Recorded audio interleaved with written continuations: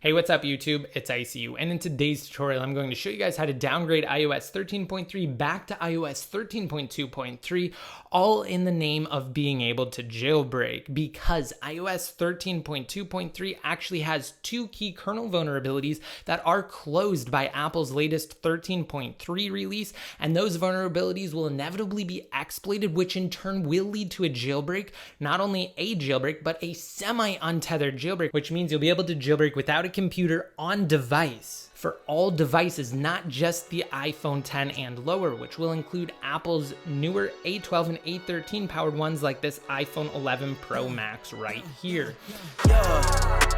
Coming in, flex, I just wanna win. There's no denying that the best possible firmware to be on is iOS 13.2.3 or of course lower.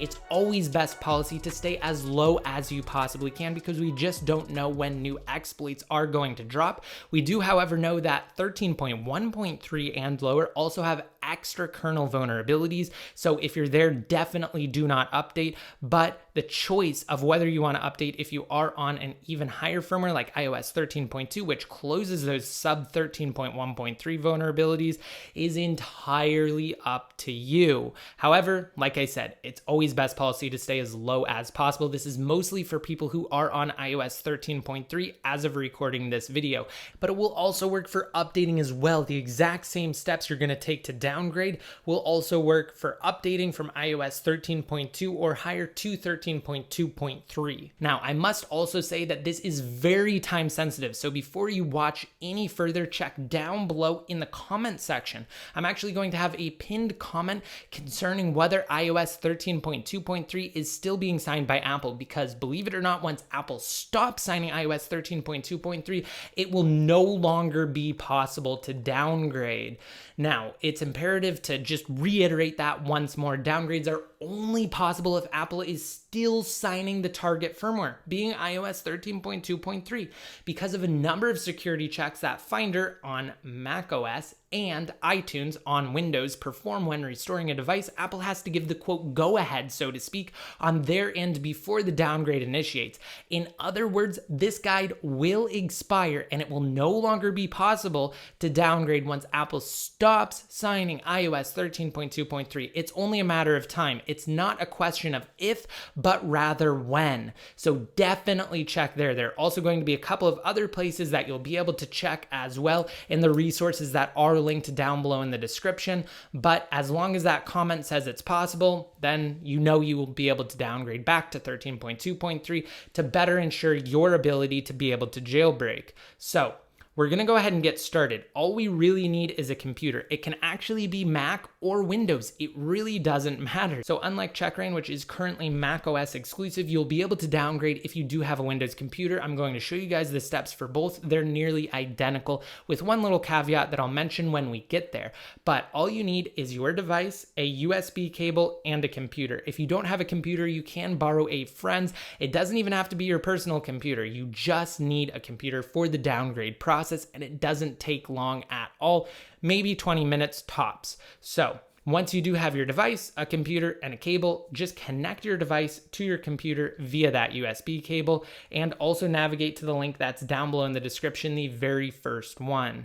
Before I show you what you need to download and how to get into these steps, I want to also show you guys inside of Settings General about that this iPhone is in fact running iOS 13.3, and we're going to go back to iOS 13.2.3. And as one final and very important note concerning your data, not all data will remain on your device when going back to iOS 13.2.3. This is a deterrent measure implemented by Apple to prevent people from downgrading. So anything that's not saved in iCloud is subject to be lost. So I, of course, suggest enabling messages in iCloud, iCloud Photo Library, and other iCloud services before the downgrade process. Also, you need to create a backup as well, which I'll show you guys in just a second prior to downgrading, just to be safe in case not all of your data is saved and you don't have it saved inside of iCloud. Then you can create that backup. So once you navigate to that link below in the description, it's just a post on Best Tech Info that contains written form of everything I'm talking about today and all of these steps. I want you guys to scroll down to where you see download iOS 13.2.3 IPSW and click on that big blue button.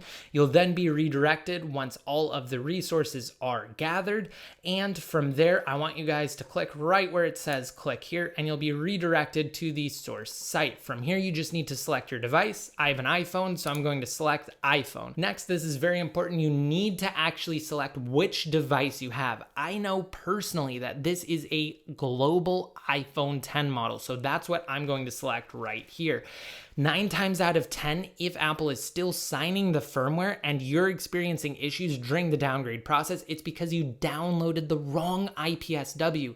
So if you just don't know which one to click on, because there are a couple of different variants for each device, then definitely go up at the top where it says identify my device, and you can follow these steps and enter your model number to help you know which version to download. So I already know, so I'm going to go back and I'm going to go to iPhone 10 Global, and then I'm going to download iOS 13.2.3, the IPSW. So click on it and then click where it says download. Remember how I told you guys that there are going to be a couple of ways that you'll know whether or not it's still being signed? Yeah, this is how. So this firmware will stay green so long as it is being signed. Firmwares that are no longer signed join the ranks of unsigned IPSWs and they turn red. As of now, as of recording, Apple is still signing 13.2.3. The window is very small. They're going to close it sooner rather than later. So do this ASAP. Now, once you navigate to it and download it, again, it will place it inside of your default downloads folder. So you need to know where that is. It's very simple for Mac OS. It just puts it inside of downloads, and on Windows, it also puts it inside of downloads. But if you downloaded it somewhere else, then just know exactly where it is. Now, like I said, you need your device connected to your computer via a USB cable. On my Mac right here, this is the first time I'm connecting my device to my computer. So what I'm going to do is just click on Trust on my Mac, and then on my device, it will pop up with this little pop-up asking me to trust the connection. You'll receive the same thing on Windows inside of iTunes if it's the first time connecting. So tap on Trust on your device and input your device's passcode, and then you should have that connection verified. And like I said, I want you guys to create a backup. So this interface is basically the same. Inside of iTunes, you need to navigate to the device tab. For macOS, if you're on Catalina, you just need to click on it inside of Finder in the side right here and just click on Backup Now. Now, if you want things like your health data, you also need to encrypt your local backup as well. So check that box and input any password. This is just encrypting your backup, and it needs this encryption to save some of that more sensitive personal data from your device. So I recommend just doing something easy or something that you actually know. The only time you need this is when utilizing that backup. It really doesn't matter what it is. You can obviously remember the password in your keychain if you do have a Mac, or just save the passcode in a note on your device, because of course that is saved in iCloud and that's encrypted. So just make sure that you know that passcode if you do encrypt your local backup. I'm not going to do that, and I already have my device fully backed up, so I don't have to worry about it, but I highly recommend clicking where it says backup now and then waiting for that backup to complete prior to continuing. That is very important. Once that backup is finished, then you know beyond a shadow of a doubt, if anything happens during the downgrade process, you'll have your personal information to go back to. Also note that you will not be able to use that personal information on iOS 13.2.3. You will not be able to restore from a backup created on iOS 13.3 on a lower firmware unless you modify it. I actually did a full-fledged in-depth tutorial on how to modify backups. I will have that linked in your cards now, as well as down below in the description. And the one in the description contains the time code for that. It's actually had a downgrade from iOS 13.2 back to 13.1.3, but the steps are identical. So if you need to use that backup that you create locally, then you can refer back to that video for steps on how to modify your backup for both Windows and Mac OS. All right, and we're about to continue, but I really do quickly want to show you guys on this iPhone right here that this note and therefore my personal data will remain intact. This is my unjailbreak test note that I actually created during my unjailbreak tutorial for checkra1n. So this is what the note looks like. Let's go ahead and exit now. And now we're going to proceed with this process. You need to actually hold down a key on your computer's keyboard. If you're on Windows, you're going to hold down the Shift key. If you're on Mac OS, you're going to hold down the Option or Alt key. So again, either Shift or Option/Alt. For Mac. It's only one key based on which operating system you're on. So I'm holding down Option or Alt because I'm on Mac, and now I want you guys to click on Check for Update toward the top, not Restore, Check for Update. And that should leave most of your data intact, especially if you have all of those iCloud settings checked that I talked about previously. And then you need to point it at your device's corresponding iOS 13.2.3 IPSW.